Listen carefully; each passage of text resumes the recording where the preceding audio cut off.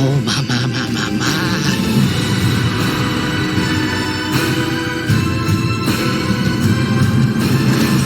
What's going on, YouTube? We back in the Low Key Cave, Keyshawn Nimes YouTube page, aka Mr. Low Key, and we back with another summer horror movie retro review. And this time I got one of my favorites, one of my all-time favorites, one I can rewatch all the time, anytime, and that's the Texas Chainsaw Massacre 2003 version. I was definitely not familiar with the original Texas Chainsaw Massacre. Till this day, I have not fully watched this movie. I've seen clips here and there, but I have never sit down and fully watched the original Texas Chainsaw Massacre. Reasonings, honestly, I can't say. Honestly, I can't say. And even after watching the 2003 version, you would think I might go back and watch the original, but I still just haven't. So this upcoming Halloween, this might be something I might end up doing as far as just reviewing the original one. I would definitely let y'all know about that. But when it comes to this 2003 version, man, once again, I was not familiar with the original, so I did not know what going into to expect from the Texas Chainsaw Massacre. I wasn't necessarily familiar with even cannibalism movies, and not necessarily saying this was one of them, but it was always pretty much initiate. It was somewhat throughout the movie letting you know that these niggas eat people, and if I'm not mistaken, in the original one, they actually had them eating people, or maybe they didn't. I don't know.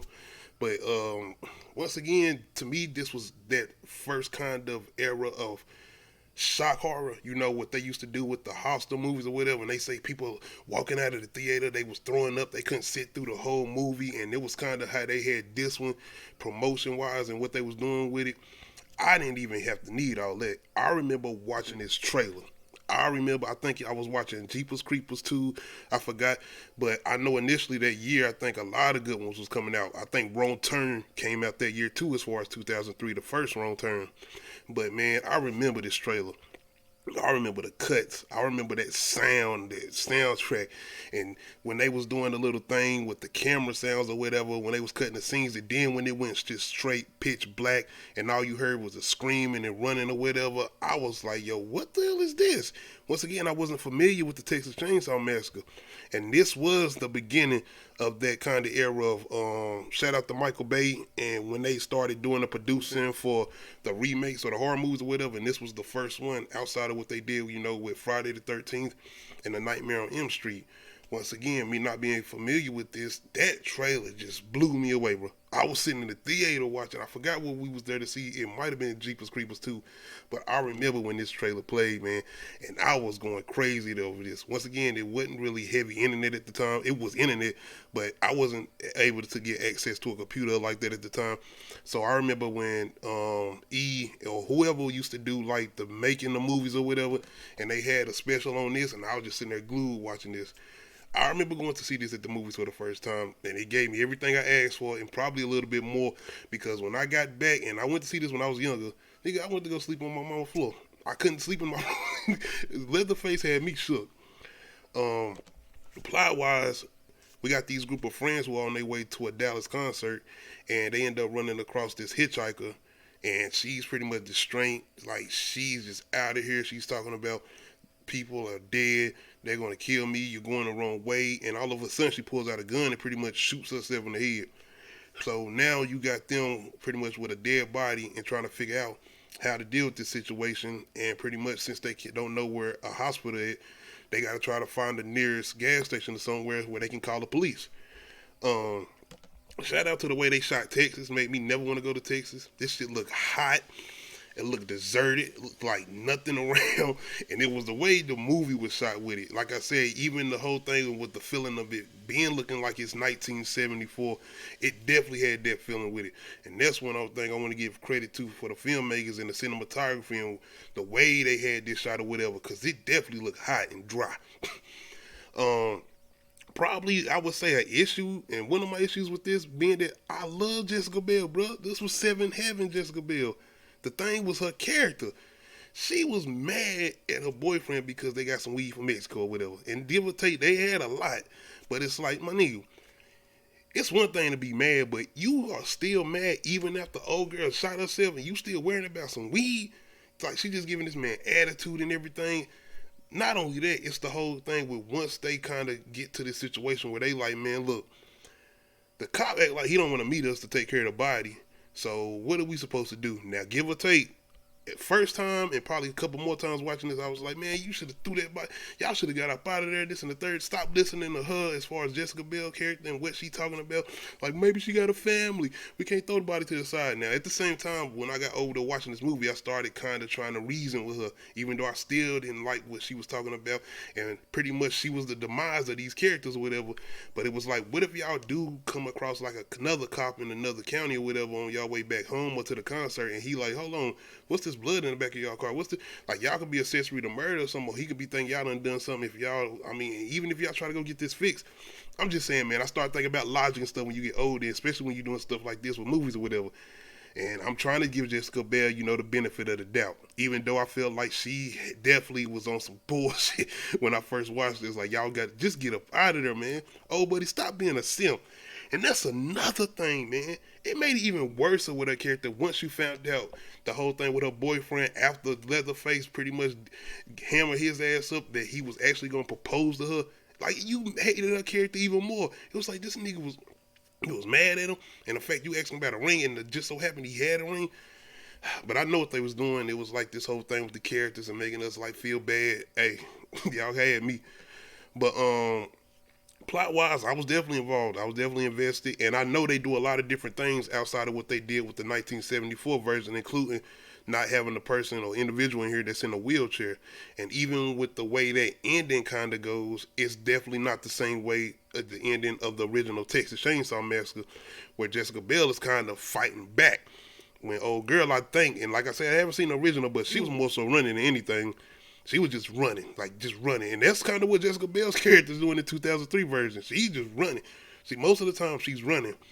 But Leatherface, this guy, man, outside of everything they have tried to do with these other Texas Chainsaw Massacre movies after this one with the beginning, Texas Chainsaw 3D, I know they had some origin story called Leatherface, and then they tried to do another one recently, I think, on Netflix. None of them have been able to capture or do what they did with this 2003 version of Leatherface, even when it comes to the mask that he wears or whatever. Like, whoever this guy who was playing Leatherface back then, the way he moves and how big he is and with that size, and I remember that first, I think, chase scene where you got old buddy running through the laundry or whatever, and he come out of nowhere and cut his goddamn leg off, and even when he carried him down to the basement, you got the scene with his nails, like, this was the one. This was the one. And this was definitely the most intimidating Leatherface in all of the movies that they have tried to do. And once again, I have not watched that original one, but I still feel like this takes the cake. Now, just villainous wise, the sheriff in this movie, man, like, he got it. Like, Leatherface ain't saying too much of nothing besides grunting a little bit here and there or whatever and doing what he do. But this sheriff right here, bro, like, he was the one. Like, you giving us a character that you hate, like somebody that you want to see go down, that you just despise. He was definitely playing that role, and he did a hell of a job of it, man. He definitely did. Like, you do not want to run across this dude. And even this whole setup with him, and I don't know if they reveal it or not, but he was not actually a sheriff. Like, I don't know if they reveal it, but I remember watching the other movies as far as Texas Chainsaw the beginning, and they do show that he was not actually a sheriff. So I don't know if they actually reveal that in this movie or not, but I'm guessing they say you should know that he's not a sheriff or whatever. But more so than anything, man, Leatherface was just such a intimidating figure in this movie, man, and the fact that he had these scenes where he would just pop up out of nowhere with this chainsaw, and even the way he would move with the chainsaw, like I said, this nigga ain't walking slow. This ain't Jason. This ain't Michael Myers. He's running. He's coming after you. And outside of that, even what they did with some of the family members or whatever, as far as the Hewitt family, like I said, it's kind of a setup, letting you know that they got a lot more going on than just, you know what I'm saying, capturing people. They are eating people. I mean, with the whole thing with Leatherface, and that's another thing that really just watching this was like, oh my gosh, and the fact that he not just killing people, he don't kill you, like hanging people on hooks, the suffering people are going through while you hanging on a hook through your back, like the pain, the agony, and all of that. That shit is traumatizing, and that's another thing that has this movie's kind of on that upper notch, on that next level. Like I said, this is before all the Hostels, the Terroristas, or even that torture porn type of movie this was doing that. And once again, I know it's based off the '74 movie, but like I said, I feel like it did a lot of things that the '74 version wasn't able to pull off. Because I remember a lot of people talking about the movie from 1974 not really even having blood in it like that, outside of your girl covered in blood at the end, but it wasn't even having a lot of gore in it like that. This 2003 version, it's got plenty of it for you.